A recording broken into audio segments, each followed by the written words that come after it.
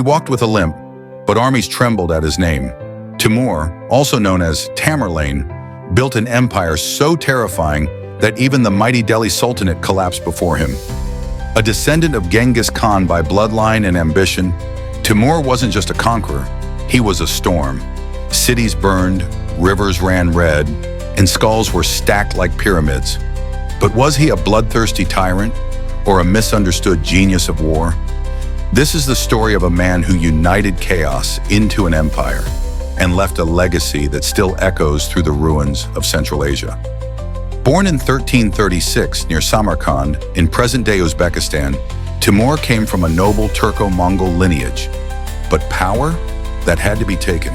As a young man, Timur was injured in battle, which left him with a limp, earning him the nickname Timur the Lame. Yet what he lacked in stride, he made up for in sheer ambition. In a time of fractured khanates and petty warlords, he saw an opportunity to reunite the broken pieces of the Mongol Empire under his own name. Through a mix of cunning alliances, ruthless betrayal, and unmatched military skill, Timur took control of the Chagatai Khanate. By the 1370s, Samarkand became the jewel of his growing empire, a city of learning, trade, and architectural splendor, built with the wealth of conquered lands. He wasn't just fighting battles, he was building a brand. The next step, total domination. Timur's conquests were as swift as they were brutal. He invaded Persia, sacked Baghdad, crushed the Golden Horde, and even defeated the mighty Mamluks. But perhaps his most infamous campaign was in India. In 1398, Timur invaded the Delhi Sultanate. The battle was short, and Delhi fell. His men slaughtered over 100,000 civilians. Why? To send a message: defy Timur, and your cities would be erased from memory. Timur wasn't just brutal, he was brilliant. He used feigned retreats, psychological warfare, and even early gunpowder weapons to gain an edge. He would divide and conquer, exploit tribal rivalries, and often recruit enemy soldiers into his own army. He was one of the few who could match Genghis Khan, not just in might, but in mind. Behind the sword was a surprisingly cultured mind.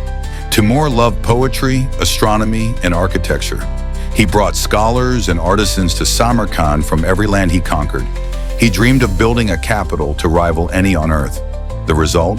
Mosques, madrasas, and observatories that still stand today. A warrior who was also a dreamer.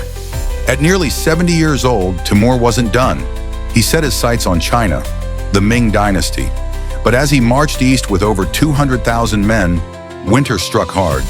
In 1405, Timur died en route. His empire, vast and bloody, would soon fracture. The dragon had fallen, but not before shaking the world. Timur's body was buried in a grand mausoleum in Samarkand, Gur-e-Amir.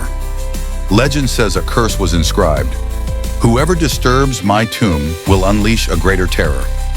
In 1941, Soviet archaeologists opened the tomb. Within days, Hitler invaded the USSR.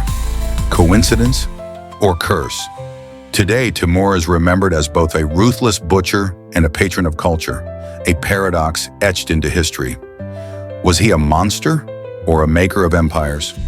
In the end, Timur left behind more than skulls and cities. He left a legacy that still walks the Silk Road, limping through time.